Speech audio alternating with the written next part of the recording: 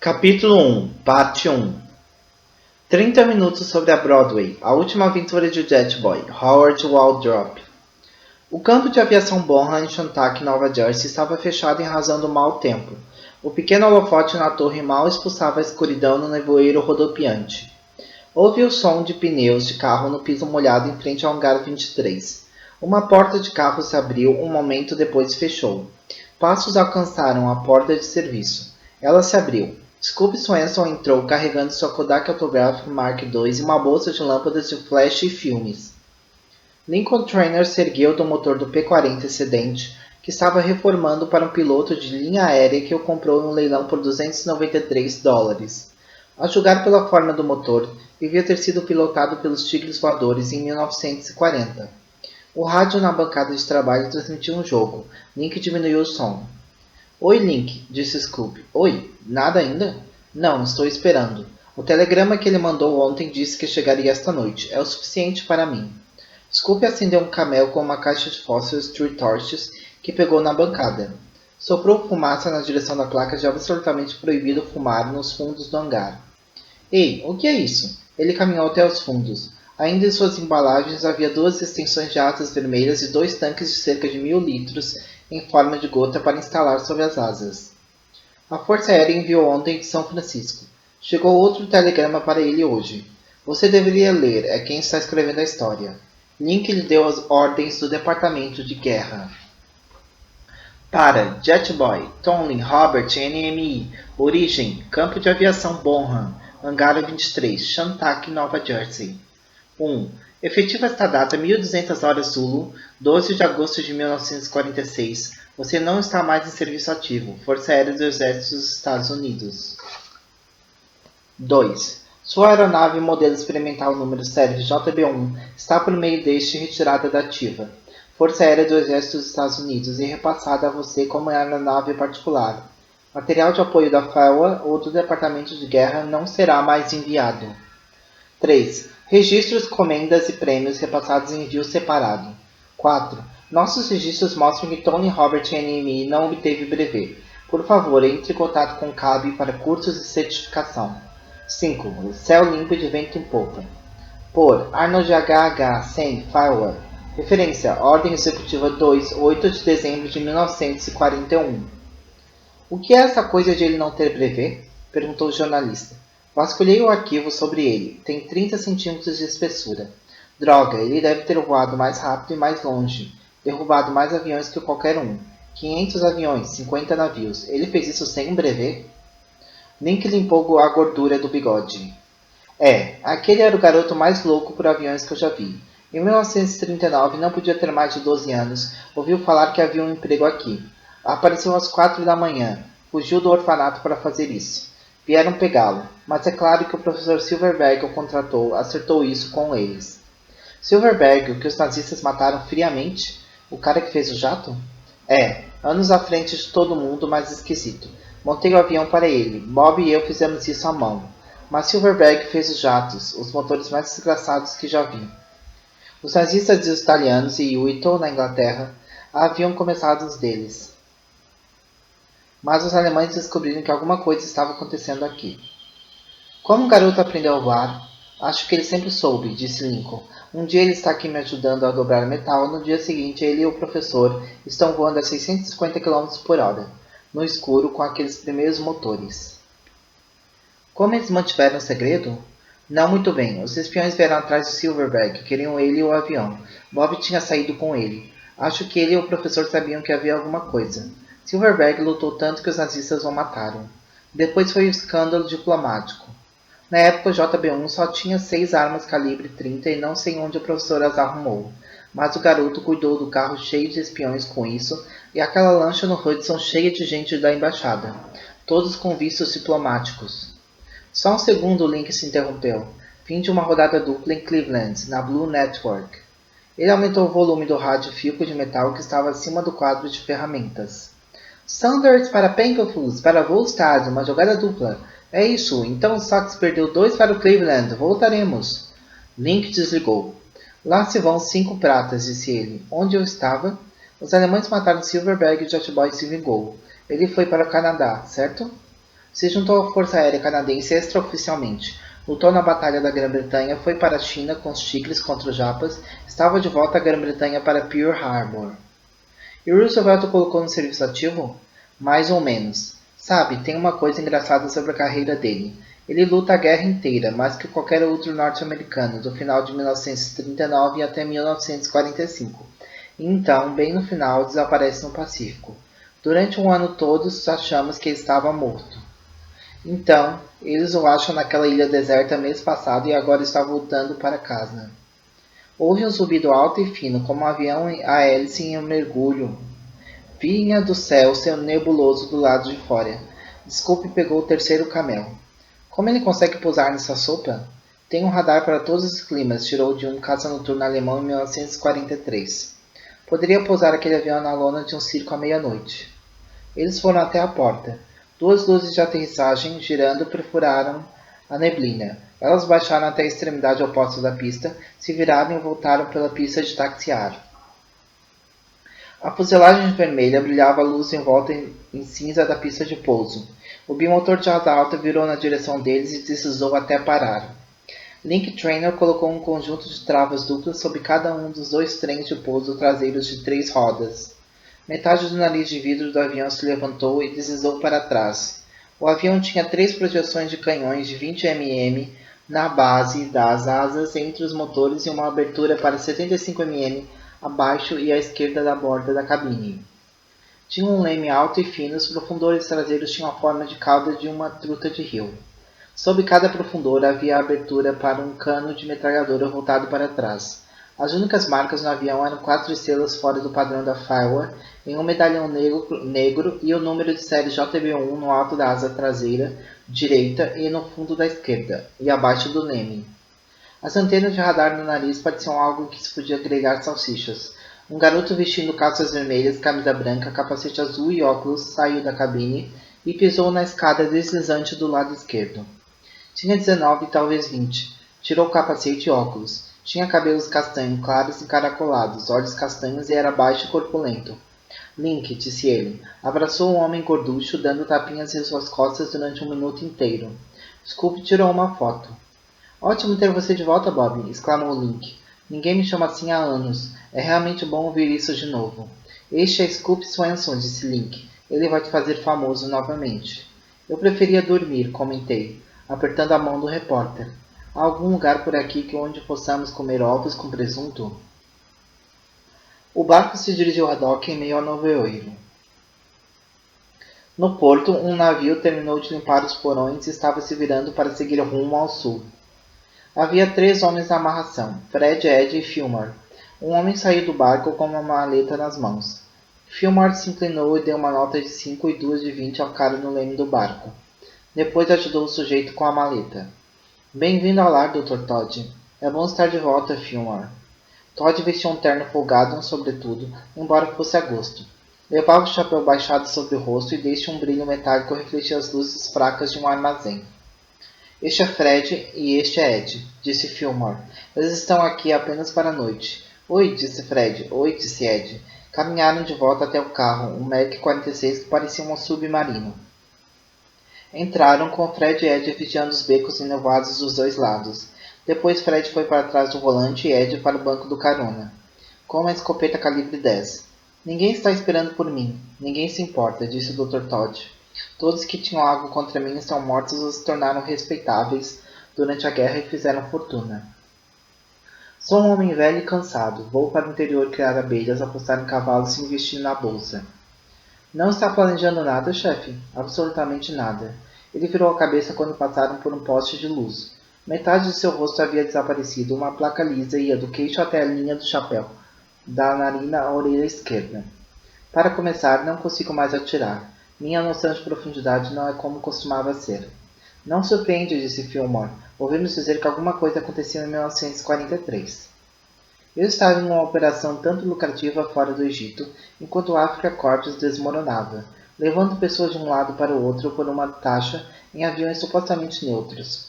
Só uma atividade paralela. Então dei de cara com aquele aviador metido. Quem? O garoto com o avião a jato, antes de os alemães terem um. Quem? O garoto com o avião a jato, antes dos alemães terem um. Vou lhe dizer a verdade, chefe. Não acompanhei muita guerra. Fico pensando nos efeitos a longo prazo de conflitos puramente territoriais. Como eu deveria ter feito, disse o Dr. Todd. Estávamos saindo da Tunísia. Havia umas pessoas importantes conosco naquela viagem. O piloto gritou. Houve uma tremenda explosão. O que me lembra é de acordar na manhã seguinte e éramos eu e outra pessoa em um bote salva-vidas no meio do Mediterrâneo. Meu rosto doendo.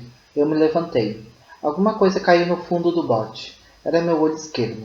Estava olhando para mim. Eu sabia que estava com problemas. Disse que era um garoto com um avião a jato? Indagou Ed. Sim. Descobrimos depois que decifraram nosso código e ele havia voado quase 1000 quilômetros para nos interceptar. Quer se vingar? Perguntou Fillmore. Não. Foi há tanto tempo que mal me lembro daquele lado do meu rosto. Isso só me ensinou a ser um pouco mais cuidadoso. Encarei como construção do caráter. Então nada de planos, né? Nem mesmo um, afirmou o Dr. Todd. Vai ser bom, para variar, disse Fillmore. Eles viram as luzes da cidade passando. Ele bateu na porta, desconfortável em seu novo terno marrom com colete. Entre, está aberta, respondeu uma voz de mulher. E em seguida a voz abafada. Estarei pronto em 1 minuto.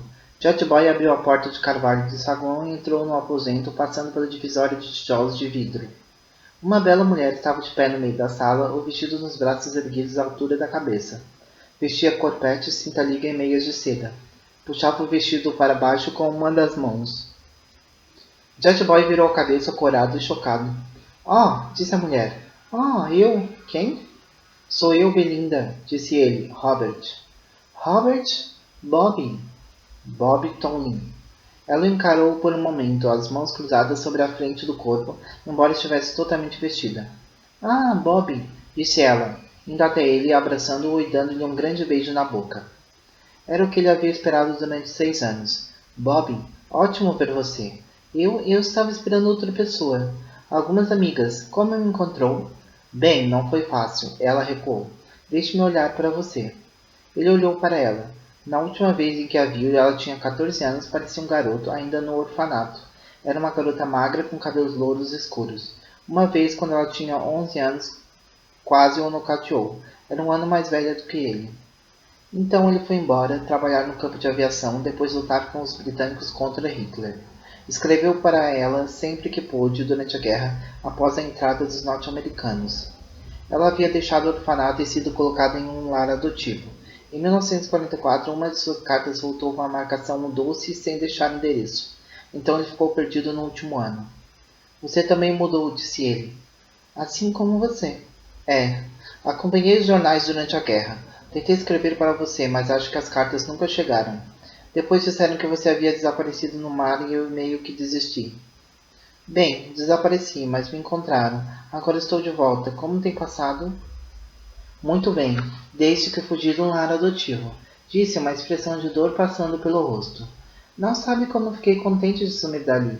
Ah, Bob, queria que as coisas fossem diferentes. Ela começou a chorar. Ei, disse ele, segurando-a pelos ombros. Sente-se, tenho uma coisa para você. Um presente? É, respondeu, dando-lhe um pacote de papel sujo e manchado de óleo. Carreguei isso comigo durante os 2 últimos anos da guerra. Estavam no avião comigo na ilha. Desculpe por não ter tido tempo de fazer outro embrulho. Ela rasgou o papel pardo. Dentro havia exemplares de Ursinho Pooh e The Tale of the First Bad Rabbit. Ah, disse Belinda. Obrigada. Ele se lembrou dela vestindo o macacão do orfanato, tendo acabado de entrar suja e cansada de um jogo de beisebol, deitada no chão da sala de leitura com o livro do Ursinho Pooh aberto diante dela. O livro de Pooh está autografado pelo próprio Christopher Robin, contou. Descobri que era oficial da RAF em uma das bases da Inglaterra. Ele disse que não costumava fazer esse tipo de coisa, que era apenas outro aviador. Falei que não contaria a ninguém. Mas eu havia procurado por toda parte até encontrar um exemplar e ele sabia disso.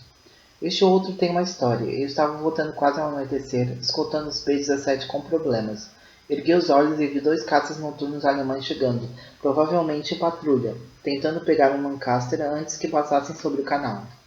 Para resumir, derrubei os 2. Eles caíram perto de um pequeno vilarejo, mas eu havia ficado sem combustível e tive que descer. Vi um belo e plano pasto de ovelhas com um lago na extremidade e pousei. Quando saí da cabine, vi uma dama e um sheepdog à beira do campo.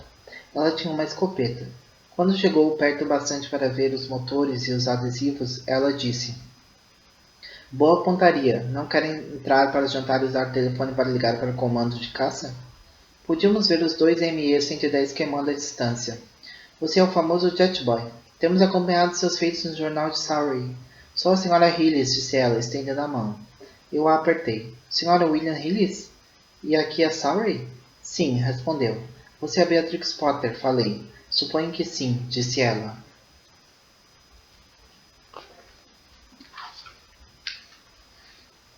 Belinda, lá estava aquela velha e corpulenta senhora com um suéter poído e um velho vestido liso. Mas quando sorriu, eu juro, toda a Inglaterra se iluminou. Belinda abriu o livro. Na folha de guarda estava escrito: Para a amiga norte-americana de Jetboy, Belinda, da senhora William Hillis, Beatrix Potter, 12 de abril de 1943. Jetboy tomou o café que Belinda fez para ele. Onde estão seus amigos? Bem, eles já deviam estar aqui. Estava pensando em descer até o telefone e ligar para eles. Posso adiar e ficamos aqui falando sobre os velhos tempos. Realmente posso ligar. Não, falou Jetboy. Vamos fazer assim. Ligo para você depois, durante a semana. Podemos sair juntos uma noite quando não estiver ocupada. Seria divertido. Seria mesmo. Jetboy se levantou para sair. Obrigada pelos livros, Bob. Significou muito para mim mesmo. É realmente bom ver você novamente, Bi. Ninguém me chama assim desde o orfanato. Ligue logo, certo? Com certeza, disse, se inclinando e beijando-a novamente. Ele caminhou até as escadas. Quando estava descendo, um cara com um terno zult ajustado, calças largas de boca apertada, paletó comprido, corrente de relógio, gravata borboleta do tamanho de um cabide, cabelo engomado para trás, fedendo a Bry Cream e Old Spice. Subiu as escadas de 2 em 2 degraus, assoviando It ain't the meat, it's the motion. Jetboy o ouviu bater na porta de Belinda. Do lado de fora havia começado a chover. Ótimo, exatamente como em um filme, disse Jetboy. A noite seguinte estava silenciosa como um cemitério. Então cachorros começaram a latir por todo o Pine Barrens. Gatos gritaram. Pássaros voaram em pânico de milhares de árvores. Circularam de um lado para o outro na noite escura. A estática tomou conta de todos os rádios no nordeste dos Estados Unidos. Aparelhos de televisão novos brilharam, o volume dobrando.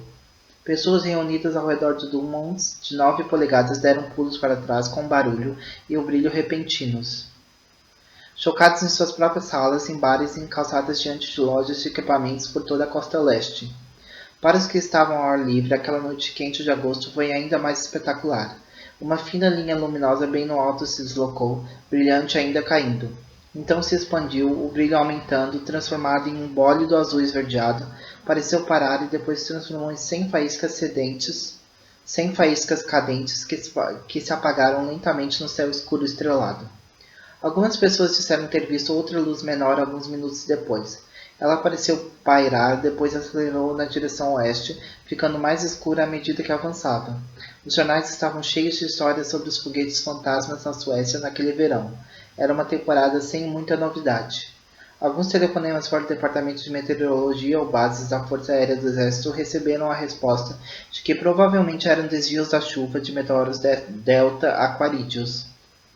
Em Pine Barrens alguém sabia que não era, embora não estivesse com disposição para comunicar isso a ninguém. Jetboy, vestindo calças largas, camisa e jaqueta marrom de aviador, passou pelas portas da gráfica Blackwell. Havia uma placa brilhante vermelha e azul sobre a porta. Lar da Cush Comics Company. Ele parou junto à mesa da recepcionista. Robert Tomlin, vim ver o Sr. Farrell. A secretária, uma coisinha loura e magra, usando óculos de aros alongados para cima, que davam a impressão de que um morcego havia acampado em seu rosto, ficou olhando para ele. O Sr. Farrell faleceu no inverno de 1945. Você estava servindo ou algo assim? Algo assim. Gostaria de falar com o Sr. Lowboy? Ele tem o cargo de Sr. Farrell agora. Quem estiver encarregado da história em quadrinhos de Jetboy. O lugar inteiro começou a tremer com as impressoras sendo ligadas nos fundos do prédio. As paredes do escritório tinham capas extravagantes de revistas em quadrinhos, prometendo coisas que apenas eles podiam oferecer. Robert Tomlin, disse a secretária no interfone. Scratch, Grinch, nunca ouvi sobre ele. Scrat, Grinch, nunca ouvi sobre ele. Skik. Qual é o assunto? Perguntou a secretária. Diga a ele que Jotboy quer vê-lo. Ah, disse, olhando para ele. Desculpe, não o reconheci. Ninguém reconhece. Lowboy parecia um gnomo do qual todo o sangue havia sido sugado. Era pálido como Harry Langdon devia ser, como uma erva daninha que tivesse crescido sob uma bolsa de aninhagem. Jetboy, ele estendeu a mão que parecia um punhado de larvas de escaravelhos. Todos nós achamos que havia morrido, até ver nos jornais semana passada. Você é um herói nacional, sabia disso? Não me sinto como um. O que posso fazer por você? Não que não esteja contente de finalmente conhecê-lo, mas você deve ser um homem ocupado. Bem, para começar, descobri que nenhum dos meus cheques de licenciamento e direitos autorais foi depositado em minha conta desde que fui dado como desaparecido e considerado morto no verão passado. Como? Sério? O departamento jurídico deve ter depositado um juízo ou algo assim até alguém aparecer reivindicando. Vou mandar acertarem isso. Bem, eu gostaria do cheque agora, antes de sair, afirmou Jetboy. Hã? Não sei se podem fazer isso. Isso é assustadoramente repentino. Jetboy o encarou. Certo, certo. Vou ligar para a contabilidade, disse, gritando ao telefone. Ah, disse Jetboy. Um amigo tem recebido meus exemplares. Verifiquei os registros de circulação dos últimos 2 anos. Sei que Jetboy tem vendido 500.000 cópias por edição atualmente. Lowboy gritou um pouco mais no telefone, depois desligou. Eles já vão trazer, mais alguma coisa? Não gosto do que está acontecendo à revista, disse Jetboy. O que há para não gostar? Está vendendo 500.000 de exemplares por mês. Para começar, o avião está ficando cada vez mais parecido com uma bala. E os artistas curvaram as asas para trás. Por Deus. Esta é a era atômica, garoto. Os meninos hoje não gostam de um avião que parece uma perna de cordeiro vermelha com cabeças projetando na parte da frente. Bem, ele sempre foi assim. E outra coisa, por que o maldito avião ficou azul nos 3 últimos números? Não fui eu acho vermelho legal. Mas o Sr. Blackwell enviou um memorando dizendo que nada mais de vermelho a não ser para sangue. Ele é um convicto membro da Legião Americana. Diga a ele que o avião tem de parecer certo e ter a cor certa, e os relatórios de combate foram repassados. Quando Farrell estava sentado na sua cadeira, a história era sobre voar e combater, e eliminar grupos de espiões, coisas reais. Eu nunca ouvi mais do que 2 histórias de 10 páginas de Jetboy por número. Quando Farrell estava nesta mesa, a revista vendia apenas 1/4 de 1.000.000 de exemplares por mês, disse Lowboy. Robert encarou novamente. Eu sei que a guerra acabou e todos querem uma casa nova e uma estação de arregalar os olhos, disse Jetboy. Mas veja o que encontrei nos últimos 18 meses. Eu nunca lutei contra ninguém como o Undertaker em um lugar chamado Montanha da Perdição. E vamos lá, o esqueleto vermelho, Mr. Magoo, Professor Bluetooth, o que é isso com crânios sem tentáculos? Quer dizer, gêmeos alemães do mal? Um macaco artrópode, um gorila com 6 pares de cotovelos? Onde vocês arranjam essas coisas? Não sou eu, são os roteiristas. É um bando de malucos, sempre tomando benzedrina e coisas assim. Além disso, é isso que as crianças querem. E quanto às criaturas voadoras e às matérias sobre heróis da aviação de verdade, achei que meu contrato determinava pelo menos 2 histórias por edição sobre acontecimentos e pessoas reais. Bem, vamos ter que ver isso novamente. Mas posso lhe dizer que as crianças não querem mais essas coisas. Elas querem monstros, espaçonaves, coisas que as façam molhar a cama. Você lembra? Você também já foi criança. Jetboy pegou um lápis na mesa. Eu tinha 13 anos quando a guerra começou, 15 quando bombardearam Pearl Harbor. Passei 6 anos em combate. Algumas vezes acho que eu nunca fui criança. Lowboy ficou um tempo em silêncio. Vou lhe dizer o que você tem que fazer, falou. Você tem que colocar no papel todas as coisas de que não gosta nas revistas e mandar para nós. Mandarei o departamento jurídico dar uma olhada e vamos tentar fazer algo, resolver as coisas. Claro que imprimimos com 3 números de antecedência, de modo que só no dia da ação de graças as coisas novas vão aparecer, ou depois. Jetboy suspirou. Entendo. Certamente quero que você fique feliz, porque Jetboy é minha história preferida. Não, falando sério, as outras são só trabalho. Meu Deus, que trabalho. Prazos, trabalhar com bêbados ou pior, tomar conta dos gráficos. Você nem pode imaginar, mas gosto do trabalho com Jetboy, é especial. Bem, fico contente. Claro, claro, disse Lowboy, tamborilando sobre a mesa. Por que será que estão demorando tanto? Provavelmente pegando outro conjunto de livros caixa. Ei, não, nós estamos limpos aqui, disse Lowboy se levantando. Estava só brincando. Ah, diga, o jornal falou que você estava o quê? Náufrago em uma ilha deserta ou coisa assim? Muito duro? Bem, solitário. Fiquei cansado de pegar e comer peixe. Era acima de tudo tedioso e perdi tudo. Não quero dizer estar perdido, quero dizer ter perdido. Fiquei lá de 29 de abril de 1945 até mês passado. Em certos momentos achei que fosse enlouquecer. Não conseguia acreditar quando certa manhã ergui os olhos e lá estava o USS Reluctant ancorado a menos de 2 quilômetros da praia. Disparei um sinal e eles me pegaram. Demorou um mês para encontrar um lugar para consertar o avião, descansar e vir para casa. Estou contente de voltar. Posso imaginar. Ei, muitos animais perigosos na ilha? Quero dizer leões, tigres, coisas assim? Jetboy riu. Tinha menos de 1,5 km de largura e 2 quilômetros de comprimento. Havia pássaros e ratos e alguns lagartos. Lagartos? Grandes? Venenosos? Não, pequenos. Devo ter comido metade deles antes de ir embora. Fiquei muito bom com um estilingue feito de um tubo de oxigênio. Aposto que sim. A porta se abriu e um cara alto com camisa suja de tinta entrou. É ele? Perguntou Lowboy. Eu só o vi uma vez, mas parece com ele, respondeu o homem. Bom, bastante para mim, disse Lowboy. Não para mim, disse o contador. Mostre uma identidade e assine o recibo. Jetboy suspirou e fez isso. Olhou para a quantia no cheque. Tinha muito poucos dígitos na frente do decimal. Ele o dobrou e colocou no bolso. Vou deixar meu endereço com sua secretária para o próximo cheque. E mandarei uma carta com as objeções esta semana. Faça isso. Foi realmente um prazer conhecê-lo. Espero que tenhamos negócios longos e prósperos juntos. Obrigado, acho, disse Jetboy.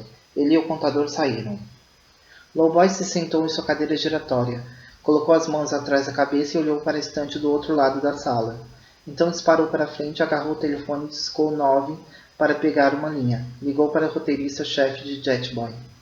Uma voz pastosa de ressaca atendeu no 12º toque.